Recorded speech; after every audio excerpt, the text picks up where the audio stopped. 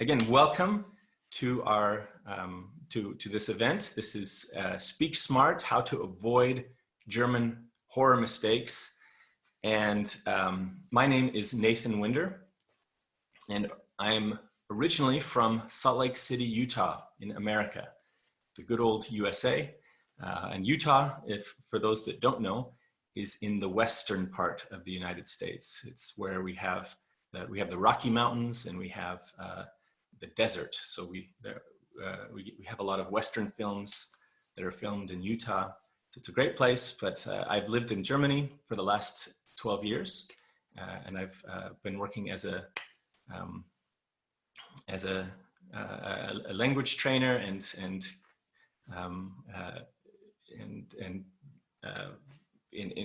for these last 12 years, and I started in Munich, but now I live in beautiful Dresden. So here I am in Dresden. The sun is shining. Hope the sun is shining where you are. Yeah, and so let's take a look at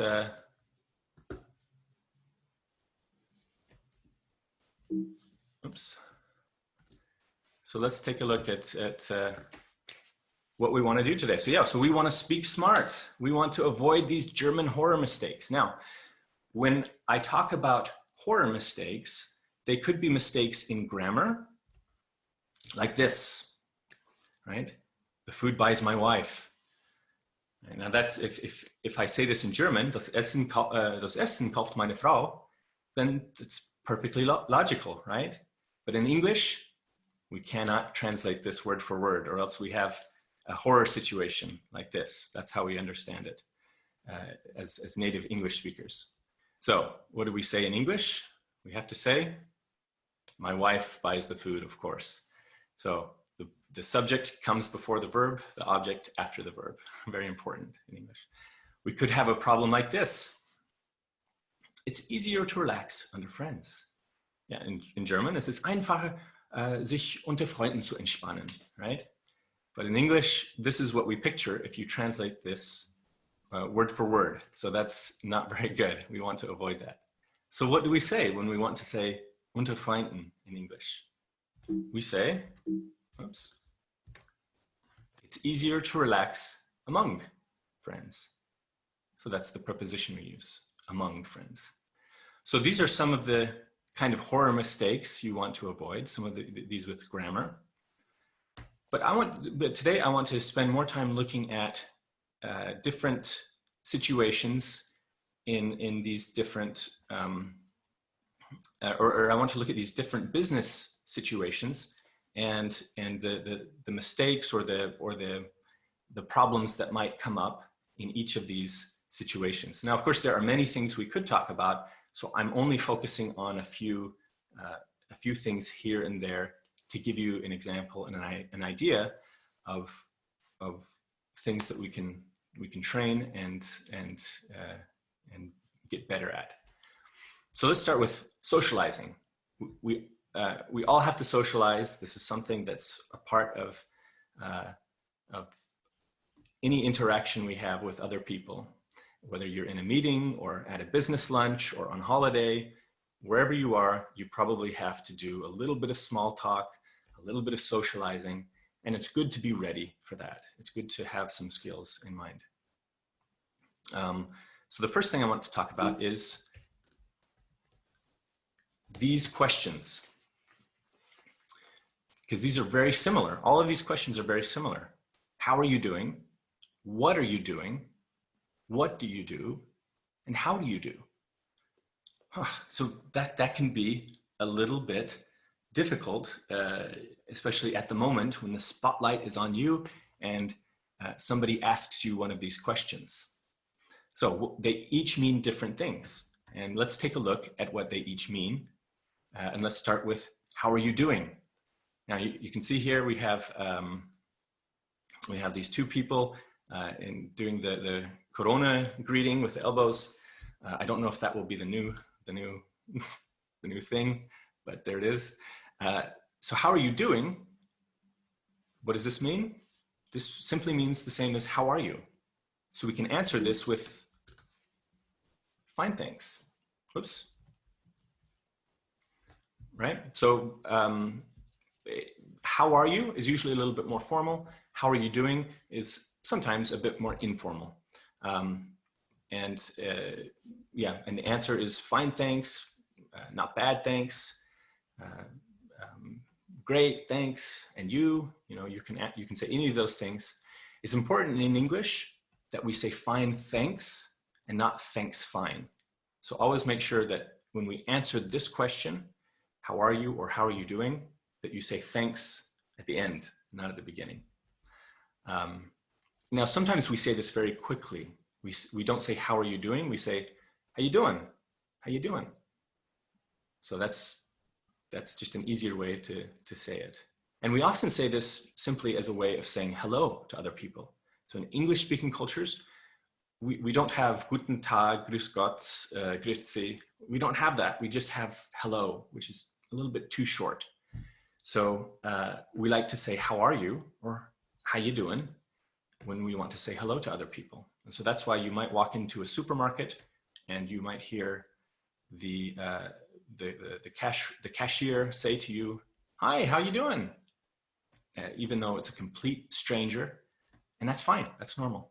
So, and then you can say, fine, thanks. So that is, how are you doing? Next we have, what are you doing? Now, this is the present continuous, also known as the present progressive. Now, don't worry, we won't go too deep into the grammar here, but this is the grammatical tense that we use when we want to talk about something at the moment. And you can see we have the verb to be, so are, and we also have our main verb, do, with the ing. So that's how we know this is present progressive. So what are you doing means what are you doing at the moment? So was machst du gerade? And of course, for most of you, for all of you, you can say, I'm watching a presentation. Hopefully nobody has fallen asleep. Nobody is sleeping at this time, but that's the answer to what are you doing? And of course, this can be what are you doing at this exact moment, or it can be a question of like, what are you doing these days? You know, you can say, oh yeah, you know, it's, I'm reading a lot about gardening these days, or I'm doing a lot of exercise in the park these days, something like that. Or I'm renovating my kitchen, you know, any of those things. The next question is, what do you do? And this is now the present simple tense. And we use the present simple tense when we talk about things that are in general. So this is not something that has a specific moment. This is more general. So if I asked you, what do you do? Generally, that means, was machst du beruflich? So the answer might be something like, for this woman here, she says, I'm an engineer for SpaceX. So that's very exciting. So that's what you can say. You can simply say your job, where you work, what you do, and that is what you do. All right, so then we have, how do you do? Now, this one is a bit of a trick question. It's also something that we use when we greet somebody, but it is not the same as how are you doing. How do you do is actually a very formal greeting, and the correct response to how do you do is actually, how do you do? All right, so if you meet somebody on the street and they say to you, how do you do? Then you can say to them, how do you do? And then you continue on with the conversation. I know that's really strange. It's a question that you answer with a question and then nobody answers it. But that's technically the formal answer to how do you do, is how do you do. Now, the truth is most English speakers don't actually know this, and they would probably answer with fine, thanks, how are you, something like that. But this has actually a formal place. It is a very formal greeting, and this is a very formal answer. So it's, if nothing else, this is just good to know, and it's a good bit of trivia. So here are all of these different questions and their answers. And the answers help us to know the situations when we, or the meanings of each of these questions. All right. So, whoops. All right, so that's a little bit about socializing. So next, I want to talk about telephoning. Now, I know that I've had many students that have told me, they say, you know, I sometimes get a telephone call and I can see that the number is not a German number. And then I get really anxious or I get scared and I don't answer the call because I know I have to speak in English. All right, so this can happen, and maybe you know the situation, maybe you have felt the same, but there's no reason to be afraid because telephoning can be very simple.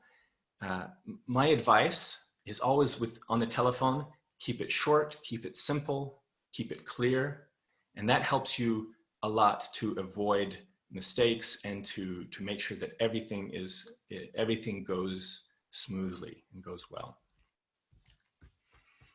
All right. So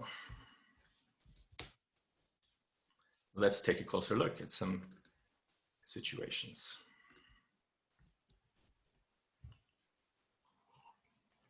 All right, telephoning. So, right, okay. Yeah, so that it could be that you are on the telephone. In fact, let me do this. I'm going to do this without the screen. We'll do full screen here. So it could be that you're sitting at your office desk and suddenly you get a call. There we go. Phone's ringing and I say, well, who could this be? I don't have a number here or a name. So you say, hello, this is Nathan. And then the caller on the phone says to you, yes, hello. I have a question about my invoice. Now, the caller didn't say their name, right? He just said,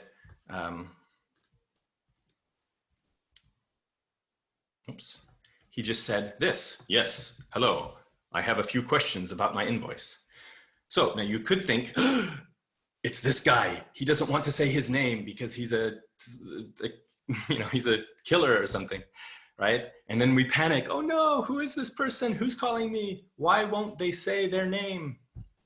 But actually, this is quite typical in English-speaking cultures, that when we make a call, very often we don't say our name, especially if we're calling like a company or a place that has a secretary that answers the phone.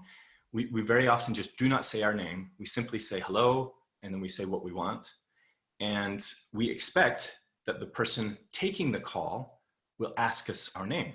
So how do we ask for a name in English? It's very simple. We use this phrase, may I ask who's calling, please? So this is a great phrase, very polite, it's formal, but it can also be informal. And it's a great way to ask for somebody's name.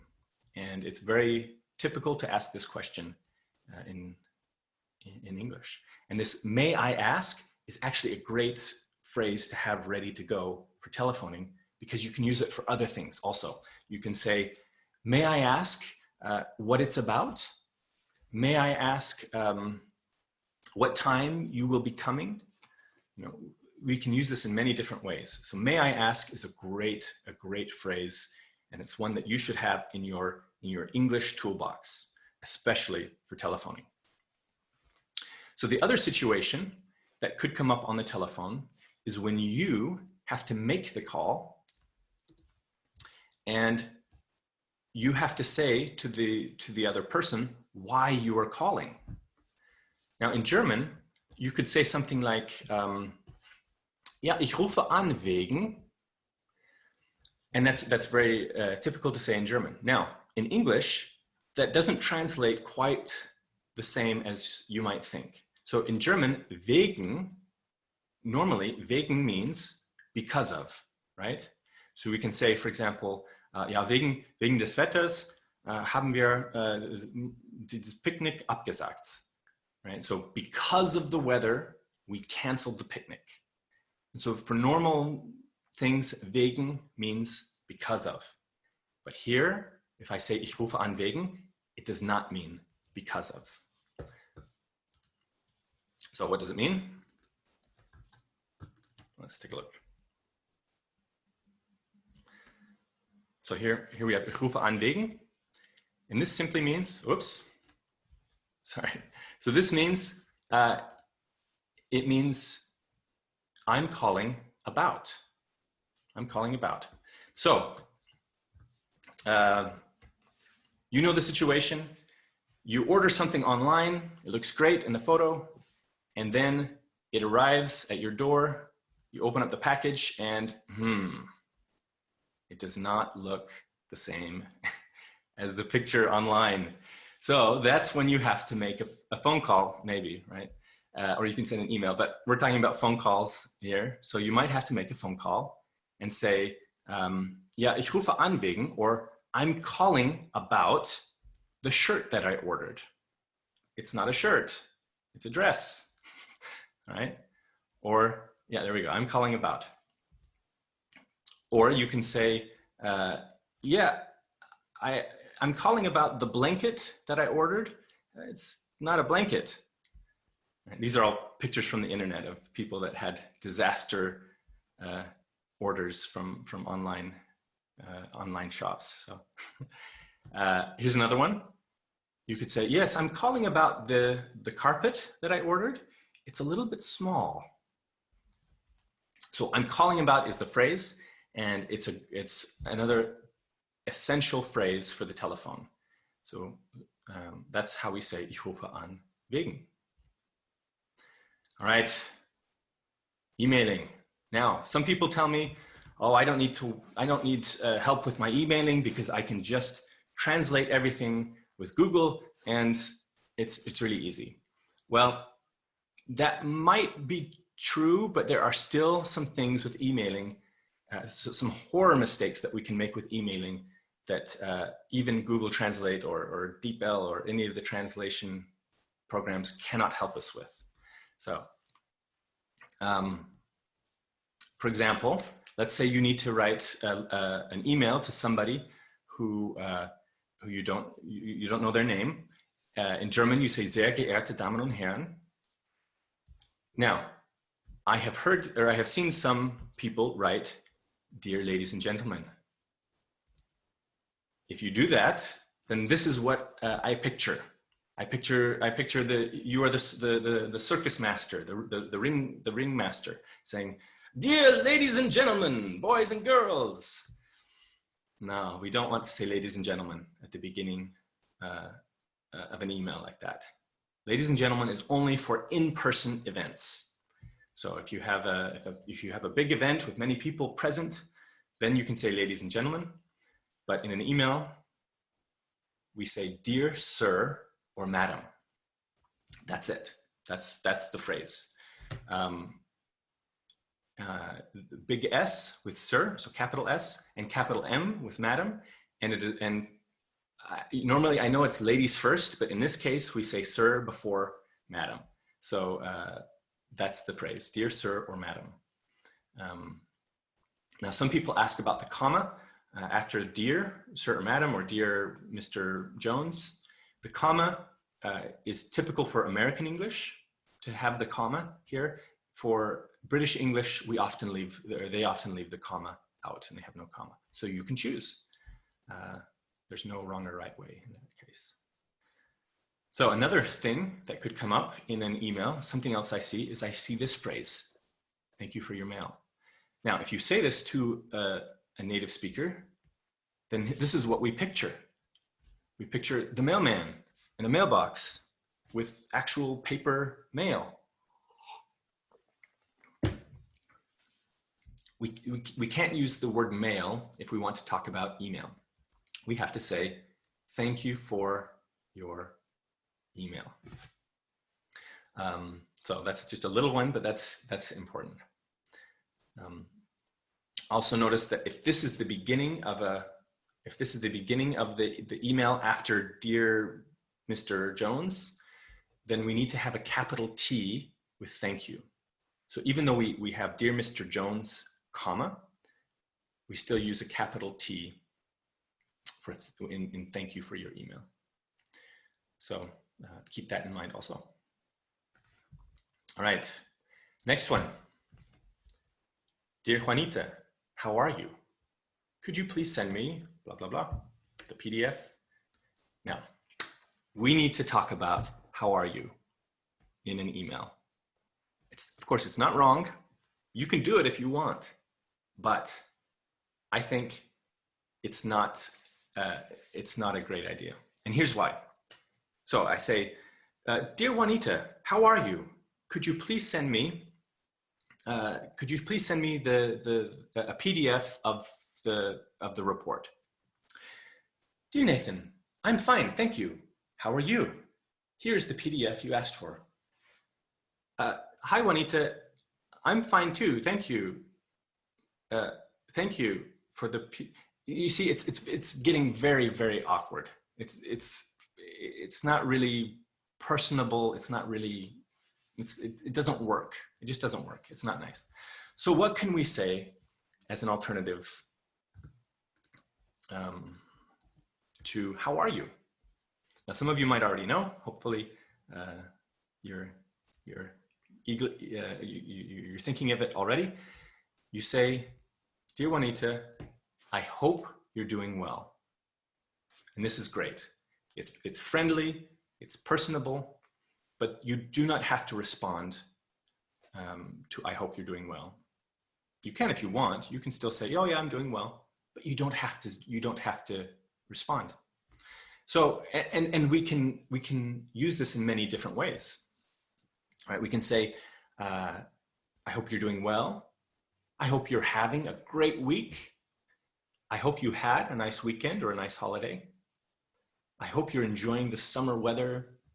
I hope you're feeling better today. Maybe they were ill, and you know about this, and so you say, "Oh, I hope you're feeling better today or better this week." A formal way to write this that you sometimes see is, "I hope this email finds you well." And this is a little bit old-fashioned, but you still see it, and it's not bad. It's a nice thing to say. I hope this email finds you well.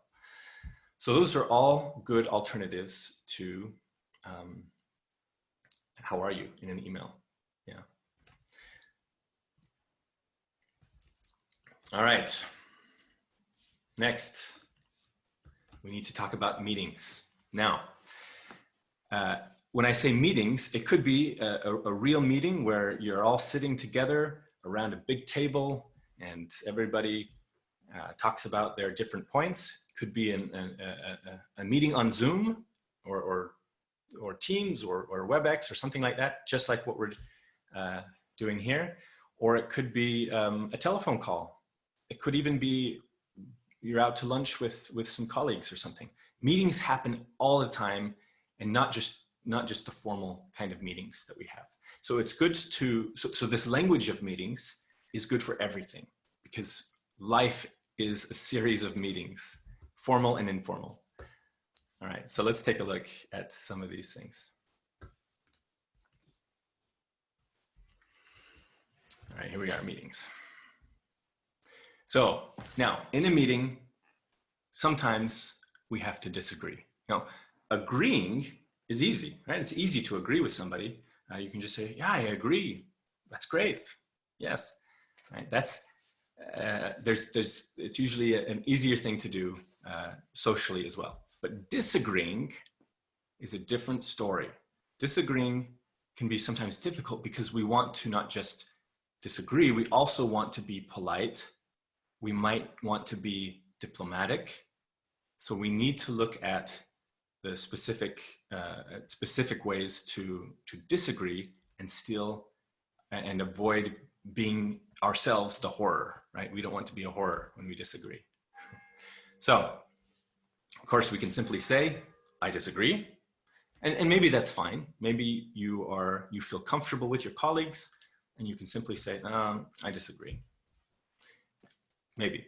But if you want to soften this I disagree, then you can use a word before it like, or a phrase like, I'm afraid. This doesn't mean ich habe Angst, it means ich befürchte. And it's very typical to use this in English, to use this with disagreeing, to say, I'm afraid I disagree. Very common. We could also say, unfortunately, I disagree. Right? Leider. It's a great phrase.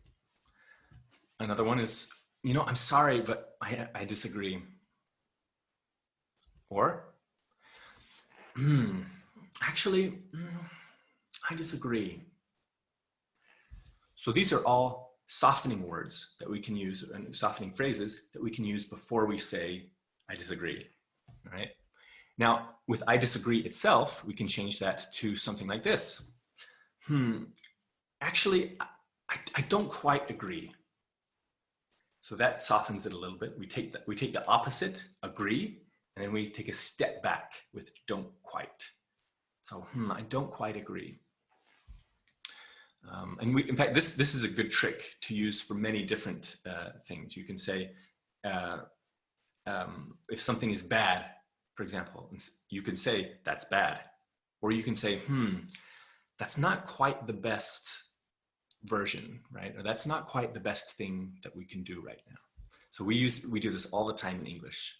We take the opposite of of the negative thing, like bad or disagree, and we say best or agree, and then we say it isn't quite, or I don't quite. And so this is a great little trick to use in English to soften your language. We can also say this, I'm not sure I agree. I'm sorry, but I'm not sure I agree. So that's also very, very soft. It's a little bit wishy-washy. So maybe it's not for every situation, but for some situations, it might be good. Another one is this. Unfortunately, I can't agree, or I just can't agree. So this is kind of nice because it gives the idea of that maybe you want to agree, but you can't, right? I just can't agree. I'm sorry, right?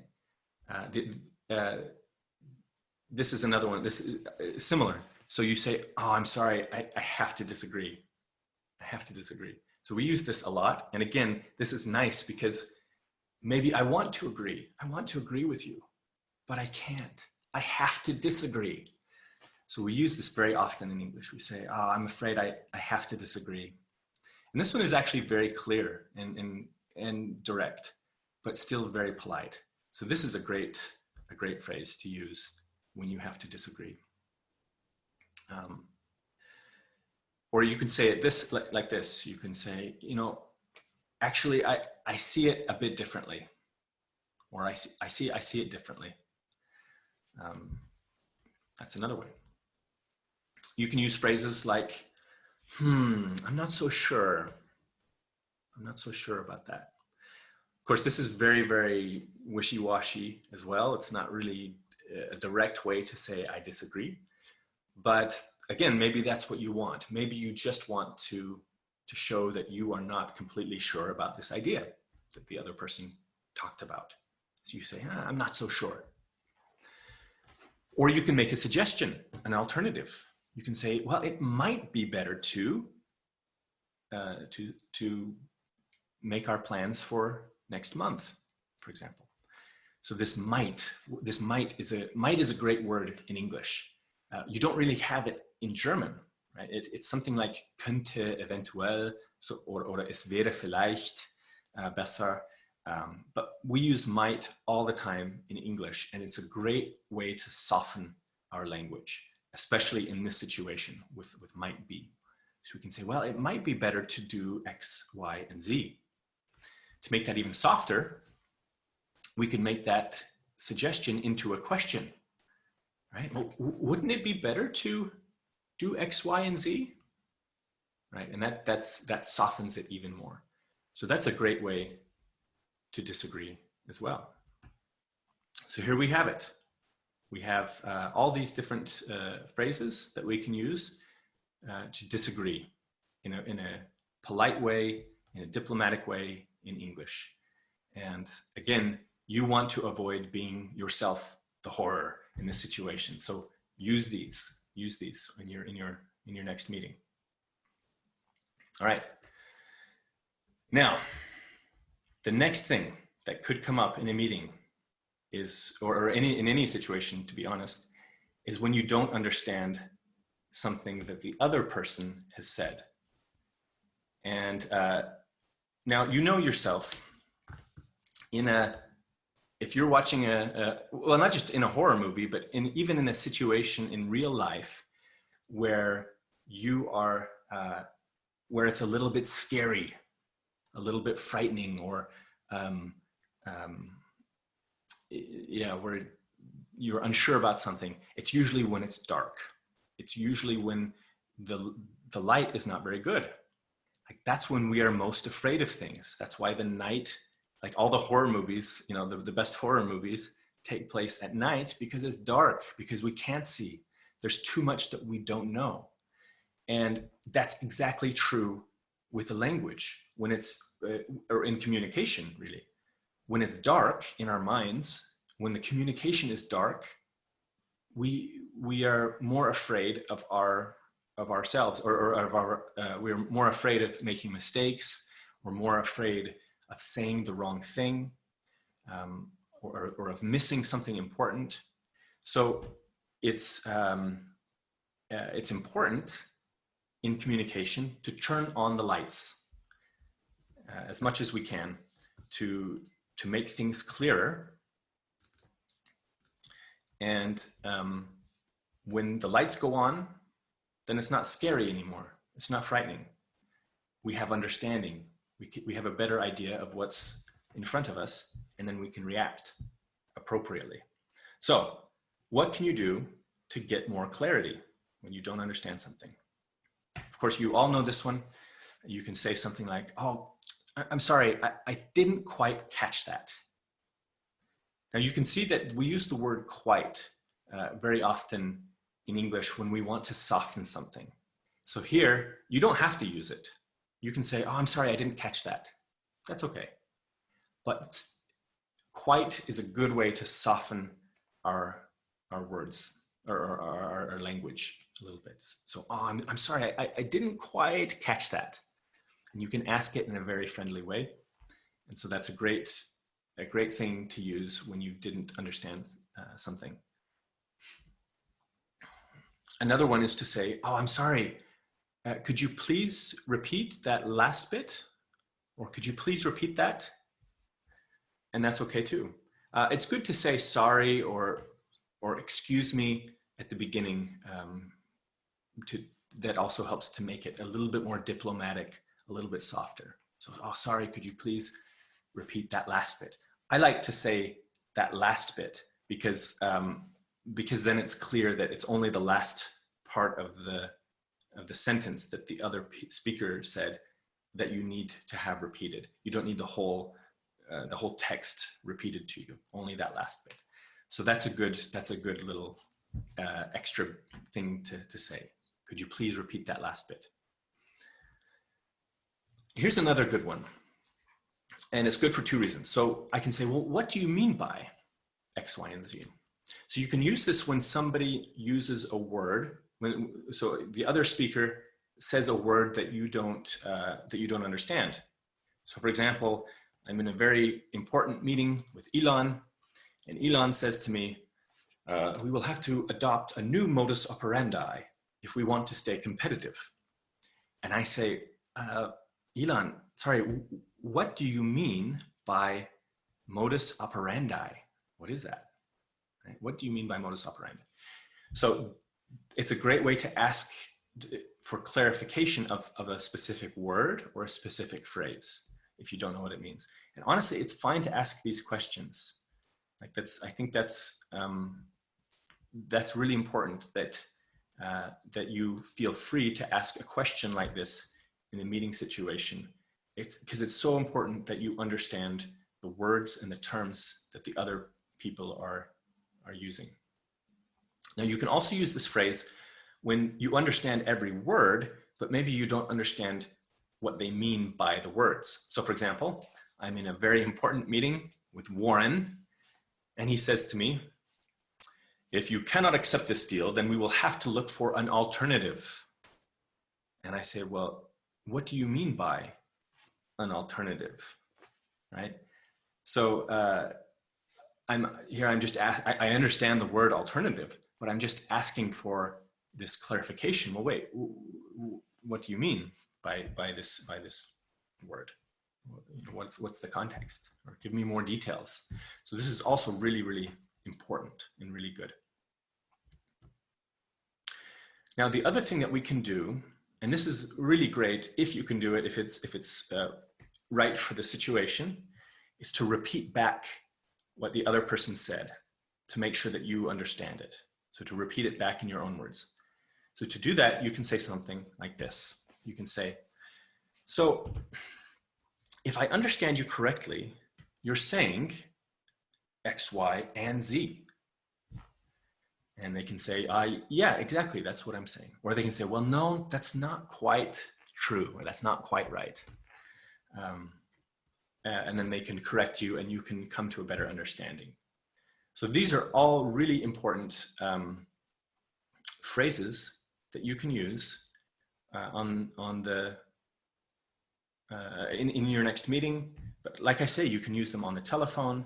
You can use them in many different situations when you need more clarity, when you need to turn on the lights.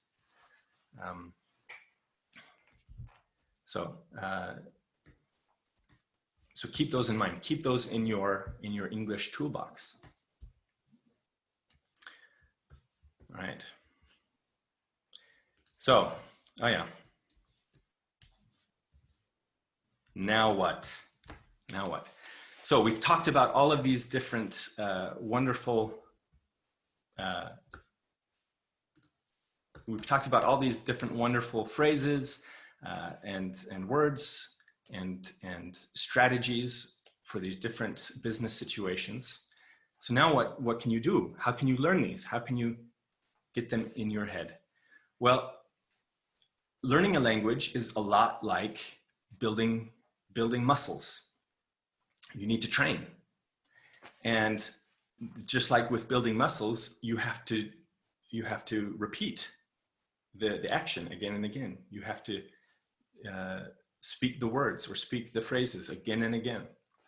So what I recommend you do is I recommend that you take these phrases and maybe write them down in your own notebook or type them up or put them in a place where you can see them.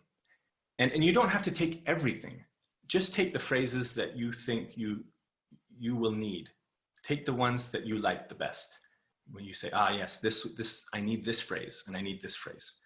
Take those phrases and then write them down on, you can write them down like each phrase on a little note card, just like this, or on a Post-it note like this. And then you can stick the Post-it note on your computer screen or on your bathroom mirror or in your car by the radio or on your refrigerator or something like that. Put them in a place where you can always see them, or keep the note card in your pocket. And every time you put your hand in your pocket, you look at the note card. And when you do that, and the note card will just have one phrase, or the Post-it will just have one phrase. So for example, what do you mean by? And when you see it, simply say it out loud. What do you mean by X, Y, and Z? And try to connect it in your mind to the situation when you will use it. So as you do this, you're doing those repetitions, and it soon becomes, your mind will absorb these phrases, and you will have them ready to go for the right situation. Because I like to say you perform what you practice. So it's if you wait until the meeting to use all these phrases, then you won't use these phrases because you will already be in the meeting. You have more important things to think about. So you need to practice all of these things before the meeting, before the telephone call, before the socializing. You need to have them ready to go. So you have to repeat them again and again. So that's one way, that's one strategy that you can use to help you to learn these phrases. And you can do it with other vocabulary as well. It's a great way to learn. It's just to repeat them again and again. And then after a day or two of learning that phrase, then you can get a new note card with the next phrase and learn it that way. So like I say, this whole presentation will be uploaded onto YouTube, so you have a chance to watch it again if you would like. You also have the chance, let's see here. You can also contact us directly at Arcanum Academy, and this is also a possibility. You can even contact the boss himself, Sebastian Fink. So, and notice I said the boss, because another horror mistake is to say the chief, right? This is something that I hear sometimes from German speakers. They say, my chief is a nice person. But we have to be careful because the word chief in English means Häuptling. So you do not, most of you probably do not have a chief in your office. Now, you can use the word chief as an adjective to mean Haupt. So like the chief executive officer is the CEO, or the chief of police is the head of the police department. But just the word chief by itself means Häuptling. So you can say, my boss is a nice person, right? And my boss is a nice person too, Sebastian Fink, and feel free to contact him at his email address here, and he can also send you a PDF of this whole presentation that you've seen today. And you're also welcome to contact us if you would like to continue your training one-on-one with me or another one of our many trainers in many different languages as well. So that's the information for that. All right. So thank you so much for being with me today. I hope that I could help you a little bit in improving some of your English in these different situations. And I hope that you can avoid making these horror mistakes or avoiding these horror situations in the future. So thank you, everybody.